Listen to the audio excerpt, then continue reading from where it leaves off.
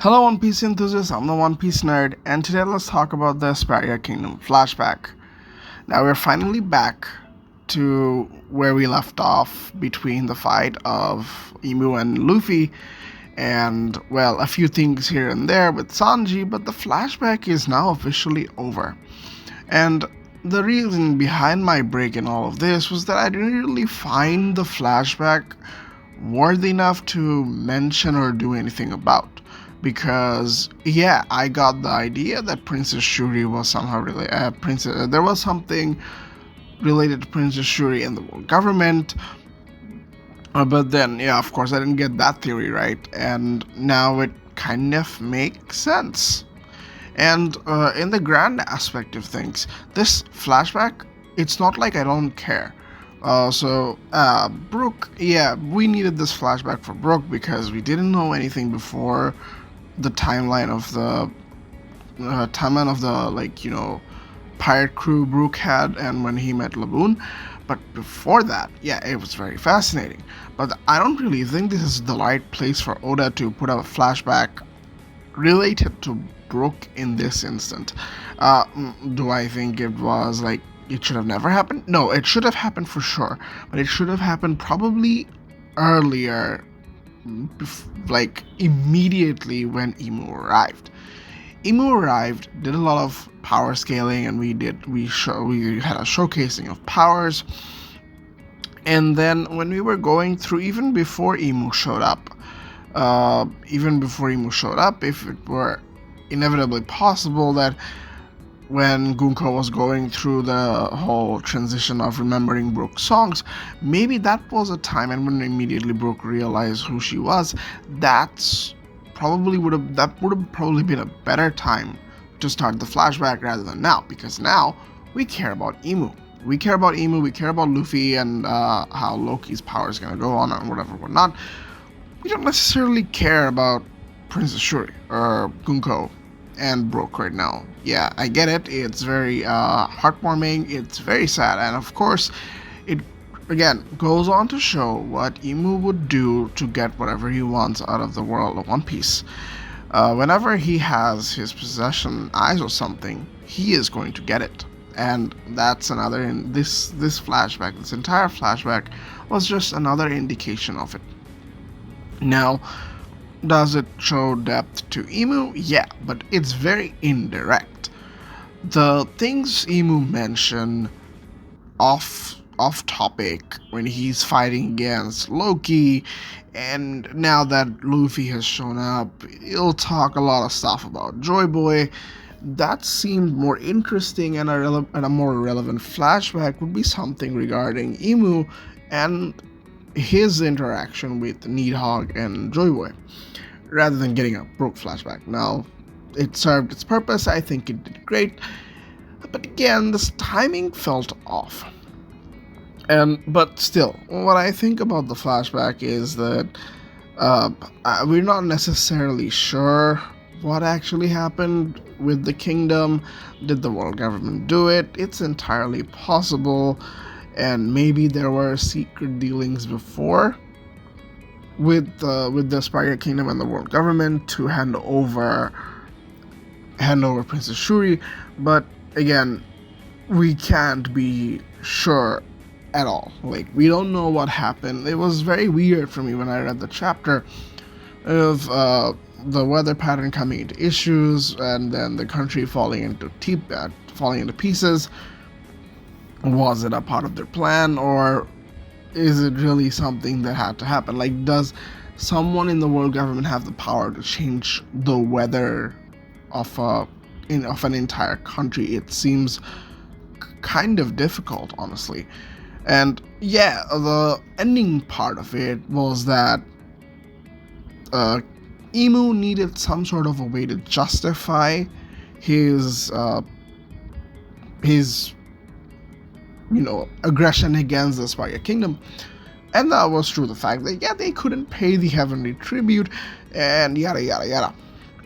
Whereas the main goal served was the destruction of Asperia Kingdom, and somehow handing over Princess, and somehow taking Gunko to the world government side. Not sure why they didn't do it again. We do it with Shanks, because considering Shanks and the figure, I think they did. I think yeah, they had a bunch of scrambled with the with the Roger Pirates. I'm not exactly sure, but yeah, it will.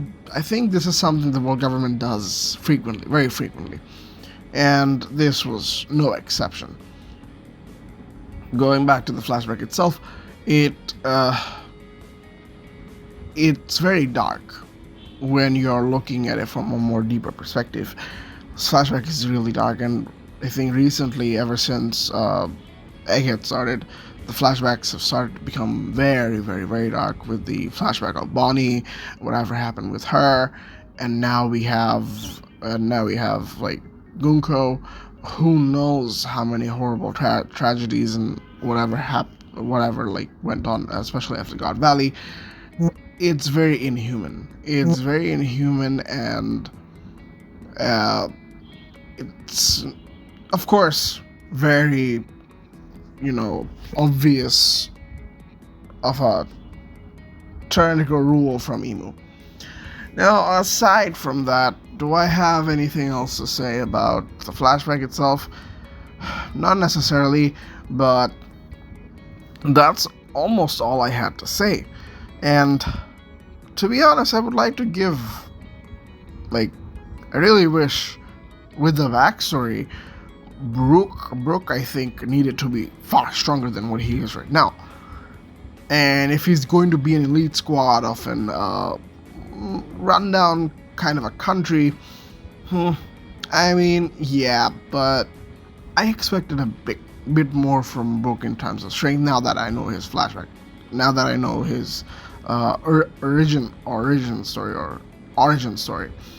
So my thing to take away from the flashback is Gunko is going to be important, and I don't really think Emu will take Gunko back, because I think whatever happened with that blow, Emu wanted to end Gunko, and I don't think Emu cares about Gunko at all. And we've seen how how Emu treats his servants whenever they failed. We've seen what happened to Saturn, and I guess that's why killing him and the other God's Knights are still trying to take the babies. They're trying to take the kids from Elbaf, because yeah, that's their ultimate goal. But Gunko couldn't do what she was supposed to do in this arc, was to basically help with the mission, but she didn't really help at all, and in fact her emotions got in the way. And now I don't think she's going to be taken back at all. And where she'll end up in the future of the story, I can't be sure for certain. Not sure where she's going to end up. Again, getting another Straw Hat seems unlikely at this point. But other than that, do you really see any other way how this could go? Maybe Bonnie. Bonnie is not going to be a part of the Straw Hats. Vegapunk is going to stay here. Kuma is also going to stay here and try to recover. Maybe Gunko falls under the same category, and they're going to be placed in the same way. And it's very hard to tell. Even, maybe we're at the tail end of Elbaf. Maybe, who knows, because we can't be sure at all how this fight will go, and whatever comes along next is going to be massive. So with that being said, we're not really sure how this arc is going to end and where people are going to end up. Are we finally going to be leading to the final war, or do we have a few more steps to go? Because Shanks is not coming here. There's gotta be a way the Straw Hats meet Shanks, and maybe the final poneglyph, they'll get some clue about the final poneglyph over here, and then somehow get to Man Marked by Flames, and maybe Shanks is on his way there, Blackbeard too. It's all very weird, it's all very strange, because I cannot predict the ending of the arc. And this, with Luffy throwing a few punches here and there, now that he's confident, let's talk a bit about Emu. Yeah, because this video is just me summarizing the few thoughts I've had over the last few weeks. Is it Emu, again, it would be very disappointing to see Emu lose right now. And it's very obvious, to me at least, that the God's Knight won't get Elbaf as an ally or a nation to be destroyed. This doesn't seem to be it. And with Sanji especially now in like trying to have Conqueror's Haki, I think it's just about like training for Luffy. This is training for Luffy and becoming better at using Conquerors and using more advanced techniques, for Sanji to awaken Conquerors and for Zoro to go where Luffy is currently. So this could serve as a training ground for Luffy and the others just to see where the world government stands, especially Emu. I'm not scared about the God's Knights at all, because yeah, as long as you manage to have Conqueror's Haki, like which is done for Zoro, Luffy already has it, Sanji is trying to awaken it, I don't think that's going to be much of an issue. But as for Luffy himself, he needs to go a bit more away for like him to beat Emu and reaching to Joy Boy's Haki. I'm pretty sure that if they do come to face again, they will, and go head to head, Luffy will see the difference between the Conqueror's Haki they have right now.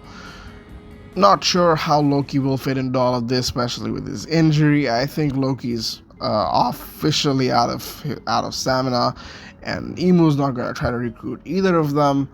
So that's that. And Emu would probably be running out of time very soon. And by that time, they have to get the kids.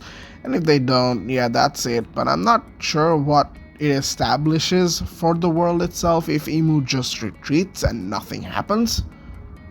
Like, not the meme, but literally nothing happens. I'm not sure what this arc will serve a purpose for, but really hope Oda can put something in there by the end where it won't be like Egghead, where you just go there, meet a bunch of people, and then now you don't know who you're dealing with. And somehow you get out of it. I really don't think this should happen. I think Straw Hats do deserve a huge defeat that I've been talking about over the last few months, in fact, especially after Egghead and Wano's disappointment and all. Ever since I started this YouTube, I've been saying that Straw Hats need to go down once. This seems to be it. Emu doesn't need to lose this one. And yeah, I'm not sure how accurate this will be, but I really hope that Oda is able to impress me by the ending of Elbaf, because so far Elbaf has been great compared to the last few arcs, especially for Wano. So if we can get a big climactic ending and it leads to something more, I think that would be very nice. That's it for the video, guys. If you guys enjoyed, make sure to like and subscribe. Have a great day, and peace.